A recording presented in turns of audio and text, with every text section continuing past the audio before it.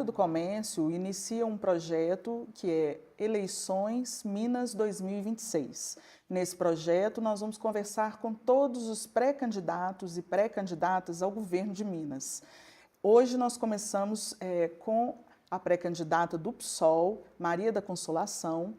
Ela é professora aposentada da rede pública em Belo Horizonte, tem todo um histórico nessa área da educação, bem como também é fundadora do PSOL a nível nacional e fortalecendo o partido aqui no estado também. Seja bem-vinda, Maria da Consolação, vai ser um prazer conversar aí com você e a gente trocar algumas ideias. Podemos começar imaginando já um cenário nos seus primeiros 100 dias de governo. Qual medida ou quais medidas você acha que são assim, as mais importantes para iniciar esses 100 dias do governo, principalmente a gente pensando no âmbito econômico do Estado de Minas? Obrigada, agradeço a oportunidade.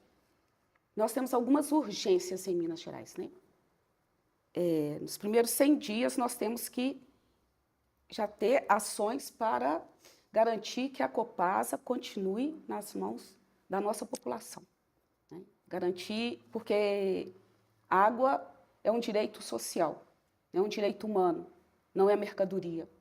Garantir que os servidores e servidoras públicos tenham uma valorização pelo seu trabalho, porque hoje o que nós vemos pelo atual governo é uma terra arrasada, né?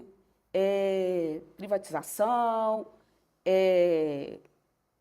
os hospitais, né, completamente abandonados, leilão das escolas, militarização, crimes ambientais. Então, nós temos que fazer esses enfrentamentos. Nós temos que garantir um projeto, nos 100 primeiros dias, um projeto de educação para garantir o direito de todas as pessoas do nosso estado de terem acesso à educação básica. Para vocês terem uma ideia, nós temos 11 milhões de pessoas com mais de 15 anos que não concluíram a educação básica em Minas Gerais. Num mundo que vive uma disputa tecnológica, é inaceitável que nós, de Minas Gerais, tenhamos praticamente a metade da população sem a conclusão da educação básica. Tenhamos pessoas, 1 milhão de pessoas que ainda não sabem ler e escrever. Então, esse é um enfrentamento emergencial para garantir, porque para construir o futuro, no presente, você tem que garantir o acesso ao conhecimento, o acesso à educação, para que a gente possa ter produção tecnológica em nosso estado de Minas Gerais. Entendendo aí que você já apontou, né, a questão da Copasa como uma das suas primeiras ações nesses primeiros 100 dias, a nossa segunda pergunta ela vem um pouco em função disso aí também. Em relação né, sabemos que o Estado de Minas é sócio da CEMIG e da Copasa e que, né, parte do setor empresarial defende a privatização com a justificativa de atrair mais investimentos, reduzir o peso financeiro sobre o Estado, mas a gente tem outros setores que defendem que permaneçam estatais para que, por essa questão toda da soberania, sobre energia, sobre água, etc. O seu posicionamento e a gente já, né, você já adiantou um pouquinho, mas especificamente sobre o caso da Copasa e da CEMIG, qual seria o seu posicionamento e a justificativa para isso, ou como fazer isso, né?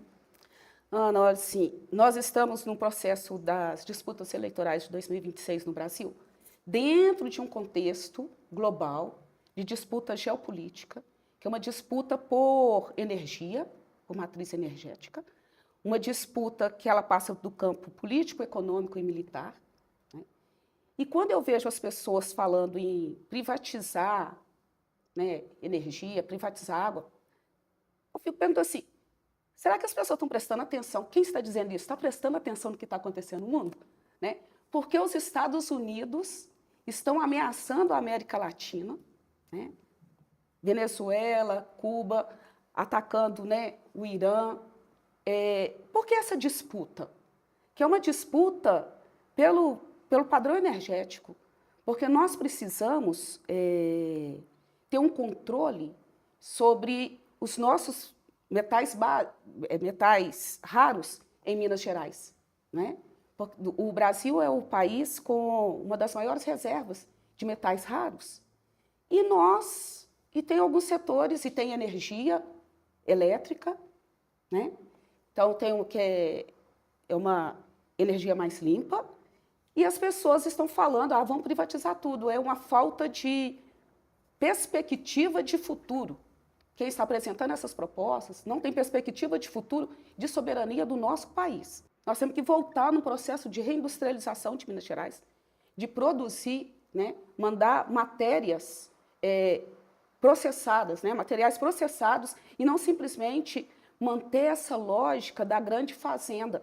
Eu mando minerais, eu mando gado, eu mando leite, né? É como que a gente vai fazer uma outra lógica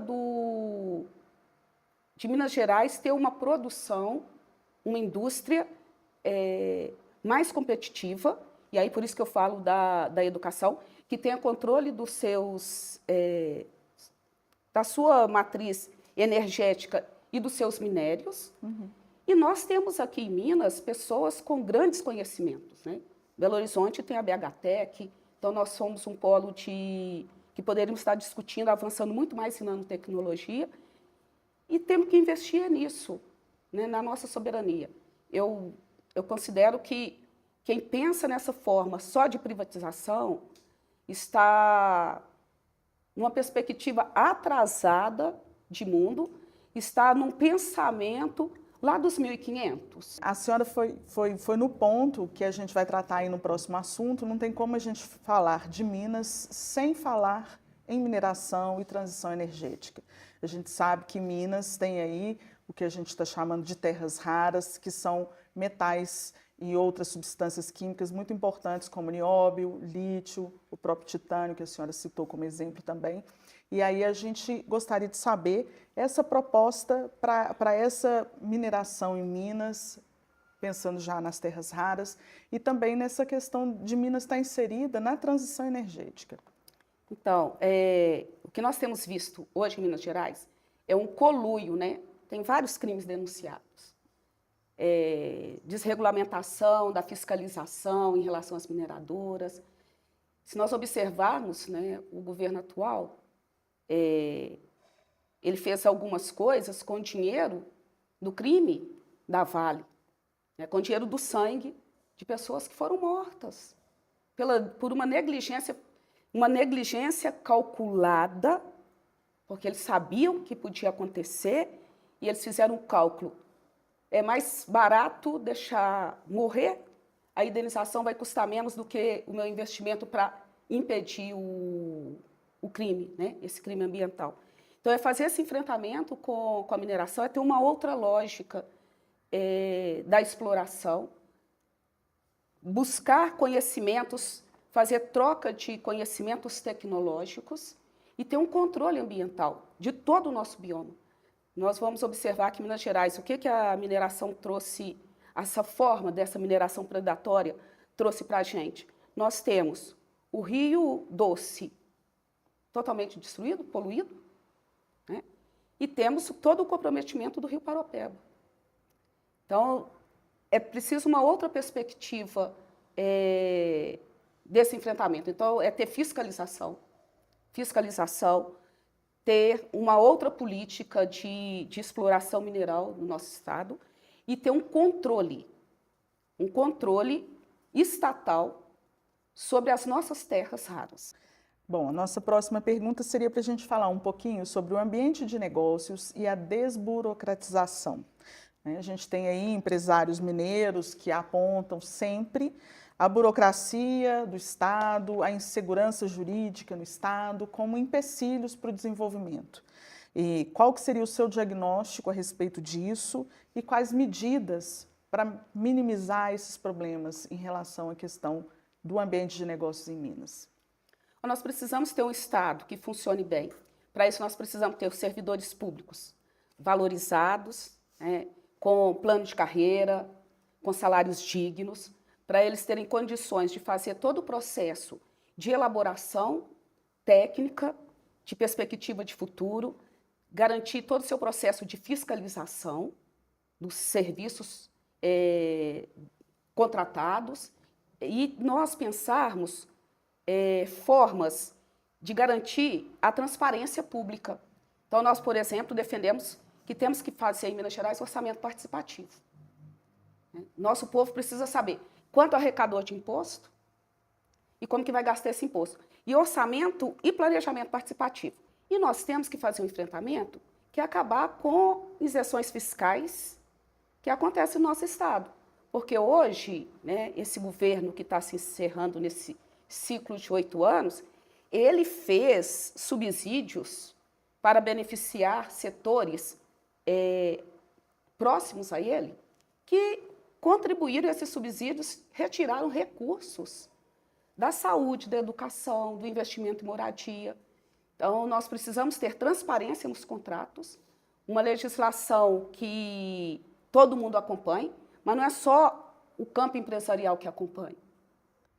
Sim. E aí essa mesma linha de raciocínio que a senhora está colocando aqui, eu imagino que vai se estender também para a questão da infraestrutura, da logística no Estado, para a gente aumentar a competitividade, pensando que Minas é um estado que tem uma extensão territorial enorme, né? Os produtos, enfim, os bens de consumo têm que chegar em todos os lugares, em todas as regiões do Estado. Então, como que a senhora pensa, né, estendendo esse raciocínio para essa questão da infraestrutura, da logística, para criar esse ambiente de negócios também? Então, a primeira coisa uma das questões, né? Nós precisamos garantir tarifa zero. Né? Porque quando a gente fala de produção, tem as pessoas que trabalham. Então, nós estamos aí nessa luta pela redução da jornada de trabalho, o fim da escala 6x1, que é uma luta histórica, né? Eu participei lá da Constituinte, nesse debate das 40 horas de jornada de trabalho. Então, temos que garantir que as pessoas que trabalham, que produzem, que a maioria, né, da população, são as pessoas que trabalham e produzem riqueza, elas tenham condições de vida digna. Então, a redução da jornada de trabalho, o fim da escala 6x1, fazer todo um trabalho, né? O Estado pode, o que ele pode fazer? Garantir a sua jornada de trabalho e na contratação com as empresas, garantir que essa seja uma das regras para a contratação das suas empresas. Garantir tarifa zero, para ter locomoção das pessoas, né, e principalmente começar pela região metropolitana de Belo Horizonte. Hoje já era para ter um único cartão na região metropolitana de Belo Horizonte. Garantir a volta dos trens de passageiros. Nós precisamos, nós já temos a infraestrutura para isso, já temos os trilhos nessa, né, já aí no estado. Então, isso contribui para a locomoção das pessoas. Melhorar as nossas estradas, né, de investimento na melhoria das nossas estradas, mas isso precisa ser também articulado com como que eu vou fazer para movimentar a economia. Então, quando a gente fala de reforma agrária, dos assentamentos, dos acampamentos, e também, claro, tem as empresas do agronegócio, né, que estão aí no Estado, como que a gente vai garantir, principalmente para a agricultura familiar, que é a que mais produza os alimentos para o consumo das famílias nas cidades. E da mesma forma na questão da tecnologia, dos parques tecnológicos que nós temos. Então, é fazer esse investimento articulado. Mas eu quero ressaltar novamente, esse investimento do Estado é para garantir que o conjunto da sociedade mineira usufrua do lucro que for produzido. Não podemos continuar tendo um investimento que é só para manter o lucro privado e a exploração absurda do cotidiano da vida das pessoas que produzem a riqueza no nosso estado e no nosso país. Interessante, porque agora a gente vai tocar num assunto que é um pouquinho, né, gera um pouquinho de controvérsia, que é a questão da dívida do Estado com a União, a forma como ela está sendo negociada, a questão dos investimentos, como que o Estado pode ficar um pouco, né, ter um pouco mais de dificuldade de ter recurso para investir, sendo que está pagando parcelas dessa dívida. Numa proposta, né, de governo, a senhora pensa em resolver essa questão da dívida como? Então, essa dívida foi sendo enrolada e o governo demorou a fazer o Propag, e quando fez, ele aproveitou para fazer algo que não precisava fazer, que era querer privatizar tudo. Ele arrumou uma desculpa. Já que eu estou fazendo um acordo, eu tenho que privatizar. Não tinha isso no acordo, né? Nós queremos reeleger o presidente Lula. Esse é o nosso compromisso. Porque nós temos que manter no Brasil uma continuidade, mas também numa perspectiva, essa continuidade, mas numa perspectiva de ter um projeto de país com tarifa zero, com moradia para todo mundo, com reforma agrária, né, com alimentos sem veneno, com a soberania das nossas terras e a proteção dos nossos biomas. Então, e aí, reeleger o presidente Lula, nós vamos renegociar a dívida. Agora, nós vamos renegociar a dívida na perspectiva de que nós temos que garantir os direitos sociais. Não é assim, vou renegociar a dívida e vou deixar de pagar a educação. Não, isso está errado. O dinheiro, né, ele tem que ser investido para garantir saúde, educação, moradia, transporte, lazer para as pessoas. Porque, ao garantir isso, nós vamos produzir mais e vamos arrecadar mais. E vamos ter melhores condições de fazer o acerto dessa dívida. A gente sabe que Minas é uma potência quando se fala em agronegócio. E a gente pensa que o agronegócio ele vem se reinventando, vem se modernizando e vem exigindo também inovações tecnológicas para o seu progresso, para o seu crescimento. Em termos de políticas agrícolas, qual que seria a sua proposta? Então, já falei algumas vezes aqui dessa questão da... Nós temos que batalhar, nós estamos lutando nesse país para ter reforma agrária. Chega, gente. Não tem como a gente continuar com pessoas que têm quantidade de terra como nas capitanias hereditárias. Não dá mais, né?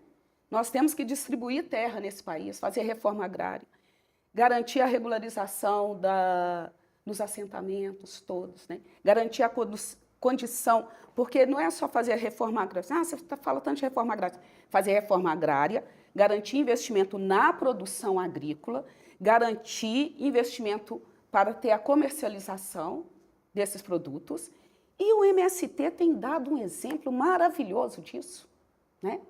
De produção de alimentos sem veneno, de produção de alimentos orgânicos e de avanço tecnológico sobre isso, né? Articulado, eles fizeram agora uma parceria com a China de discutir novos equipamentos com troca tecnológica, né? Uhum. Então, nós precisamos investir nisso. Nós não podemos viver num país que produz tantos alimentos para fora e ainda tem pessoas que não comem, né? A gente saiu agora da linha da pobreza, né? Mas, assim, que não tem mais essa fome absurda. Mas nós temos que garantir essa produção interna e precisamos rever essa forma do agronegócio de fazer, porque ele está ligado à questão climática. Porque o agronegócio, ele envenena a terra, destrói os nossos biomas, e aí nós precisamos repensar. Tem agora o projeto das agroflorestas, né? Você pode fazer plantação junto com a agrofloresta. E aí é uma outra perspectiva do uso da terra. E nós precisamos conversar com as pessoas, que são os grandes produtores em Minas Gerais, de como fazer isso. Olha, já tem isso aqui, já está acontecendo isso no mundo, e isso tem dado lucro no mundo todo, e mesmo lá para fora. As pessoas lá fora, na hora que vão comprar, elas querem saber como que foi produzido. E aí, Ana, tem uma outra coisa que nós temos que enfrentar na questão do agronegócio. O Brasil ainda tem trabalho escravo. E nós, em Minas Gerais, nós somos o estado que tem trabalho escravo na cadeia produtiva do café. Isso é algo que nós temos que enfrentar, gente. E aí temos que conversar com esses setores. Tem que ter fiscalização. Não cumpre a lei, tem que fazer reforma agrária, não é isso que a lei diz? Se não cumpre a função social, se comete crime, tem que fazer a reforma agrária daquela terra. Então, nós temos que cumprir a lei.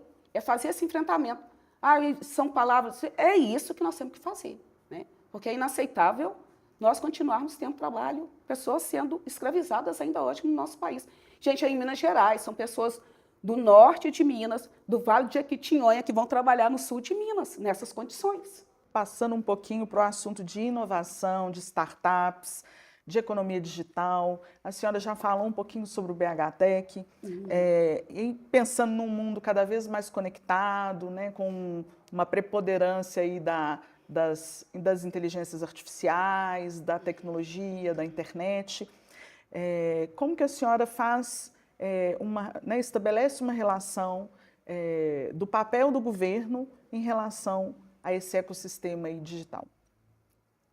Então, nós temos que fazer, já falei da BHTech, né? Nós temos em Minas Gerais, não sei se todo mundo, né, acompanha isso, cientistas que são renomados internacionalmente em nanotecnologia, né? Recebem prêmios. Então, temos muito conhecimento tecnológico. Nós tivemos agora o pessoal da Universidade Federal de São João del Rei, junto com a Índia, né, fazendo lançamento de satélite. Então, não é falta de conhecimento tecnológico nosso. Agora, essa tecnologia tem que ser para beneficiar a vida das pessoas. Porque nós vivemos numa era digital que ela tem trazido algumas questões muito fortes também. Então, nós temos que investir para que serviços que são extremamente pesados sejam realizados por robôs, ok? Né? Porque a tecnologia é para aliviar o trabalho humano, mas não é para escantear as pessoas, né? E nós temos também uma disputa tecnológica de controle das mentes. Nós temos que ter legislação sobre isso, né? Agora, vários países já estão tirando o acesso de crianças e adolescentes, né, até 16 anos, das redes sociais, porque isso tem prejudicado as nossas crianças. Se nós temos tecnologia para mandar pessoas, né, para outros planetas para fazer essas investigações tecnológicas, científicas, por que ainda nós temos pessoas em condições subhumanas de trabalho? Então, a tecnologia é para isso. Nós estamos chegando já praticamente ao final da nossa conversa com a Maria da Consolação do PSOL, pré-candidata ao governo de Minas. E a gente não pode deixar de falar de um tema que é muito caro para os eleitores, que é a questão da segurança pública, e cada vez tem preocupado mais. A gente tem algumas ações de governo que têm que estar interligadas com ações nas prefeituras, no estado todo, interligada também com o governo federal. Então, como que a senhora pensa num futuro governo em tratar essa questão da segurança pública? Ana, eu gosto de falar de segurança pública, sim, porque quando a gente fala de segurança pública, as pessoas sempre veem assim, um policial armado na sua frente, né? Então, segurança pública é garantir segurança alimentar, segurança hídrica, segurança de moradia, né? Segurança educacional, e uma segurança que vai garantir mesmo o direito de ir e vir. Se nós vamos pensar hoje no país, um dos maiores desafios nossos de segurança pública é proteger a nós mulheres e as meninas. Porque nós estamos sofrendo violência, né, tanto as crianças também as pessoas mais velhas, dentro das nossas casas. E eu quero trazer isso aqui, porque como que a gente vai pensar segurança pública? Vai colocar um policial dentro de cada casa? Sendo que nós já vimos, recentemente, policiais dentro das suas casas assassinando suas companheiras policiais. Então, é pensar numa outra lógica de segurança. Uma lógica que passa por garantir os direitos sociais, uma lógica que passa pela proteção da vida humana, né? Numa perspectiva de que as pessoas precisam ser responsabilizadas pelas coisas que fazem. Agora, nós temos que garantir que as pessoas tenham os seus direitos também. E eu vou voltar no caso do Banco Master e de outras operações, que mostram que o crime organizado não está nas comunidades, nas favelas. O crime organizado, as operações demonstram isso, está na Faria Lima, que articula o mercado financeiro com o PCC e com uma exploração religiosa das pessoas. Então, isso é grave. Quando eu vou pensar em segurança pública, então eu vou pensar também que ela tem que ser investigativa. É fazer uma outra reflexão de segurança pública, e é convidar todo mundo. Porque também precisamos garantir que essa segurança, Ana, ela esteja também lá na escola, lá no posto de saúde. E aí, para ela estar lá, nós precisamos fazer um debate com a sociedade. Quando a sociedade começou a odiar as professoras, as trabalhadoras das escolas? Quando a sociedade começou a odiar as trabalhadoras e os trabalhadores dos postos de saúde e dos hospitais? Porque tem uma política articulada de trazer ódio contra nós. E ódio, quem trabalha na educação e na saúde, sobretudo nós mulheres, precisamos fazer uma segurança pública para acabar o feminicídio no nosso país. E é tão absurdo isso, aí tem que combater a misoginia. E essa violência dentro da escola, ela é articulada com um projeto de mundo que passa também pela questão das redes sociais, que incentiva o ódio também entre os pequenos, né, os adolescentes, os jovens. E aí, como que a gente vai lidar com isso? A gente tem que ter controle. Aí quando fala assim, tem que ter controle sobre as big techs. Mas vocês estão contra a liberdade. Gente, não é liberdade. Crime não é liberdade. Pedofilia é crime. Né? Estupro é crime. Essas coisas são crimes. E precisamos tratar sobre isso. Como que a gente vai garantir, de fato, a proteção? E aí eu estou falando a proteção da maioria da população, que são as crianças, são as meninas, são as mulheres, nós somos a maioria. Precisamos fazer uma segurança pública para acabar o feminicídio no nosso país. E é tão absurdo isso, e aí tem que combater a misoginia. A felicidade, né, a tragédia que aconteceu com a jovem que estava praticando um esporte, e as pessoas lá falando, os comentários absurdos, sabe? Isso faz parte de uma política de segurança pública. Então, eu quero trazer assim, para a gente pensar a política de segurança pública, não só o soldado armado na rua.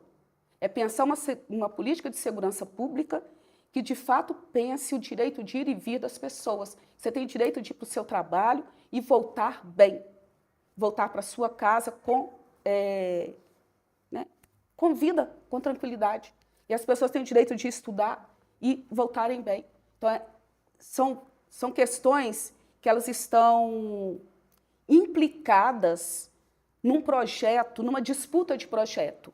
Porque esses que eu falei, né, a extrema-direita, posso dar vários nomes, os fascistas, a extrema-direita, os descendentes de escravocratas, eles têm uma política de morte, de destruição, de ódio. E nós queremos uma política de vida, de libertação, de justiça, terra, pão e paz para todo mundo. É uma disputa mesmo de destino da humanidade. E é uma disputa que está não só aqui no Brasil, é uma disputa que está no mundo. E é sobre isso que a gente precisa conversar nessas eleições. Porque o que a gente está pensando de presente e futuro, aqui, né, é importante para pensar para o mundo. Até porque Minas Gerais sempre esteve conectada com o mundo, né? Se a gente pensar das nossas histórias, da Inconfidência Mineira, das nossas ideias, elas sempre circularam concomitantemente assim, no mundo da luta por libertação, por justiça. Então, acho que Minas Gerais, como a gente dizia lá no Fórum Social Mundial, não lutamos só por nós, vamos além das montanhas. Então, o nosso projeto Presente e Futuro tem a ver com Minas, com o Brasil e com o mundo. Agradeço demais a participação da pré-candidata ao governo de Minas, Maria da Consolação, do PSOL. A gente conseguiu aqui debater alguns temas importantes para o Estado. É interessante que os eleitores tenham subsídios para poder fazer suas escolhas aí no dia 4 de outubro. E a gente pensa também, né, nesse projeto novo do Diário do Comércio, que é abrir esse espaço para os pré-candidatos e a gente falar aí eleições em Minas em 2026. Agradeço demais a sua participação. Eu que agradeço vocês, agradeço você, Ana.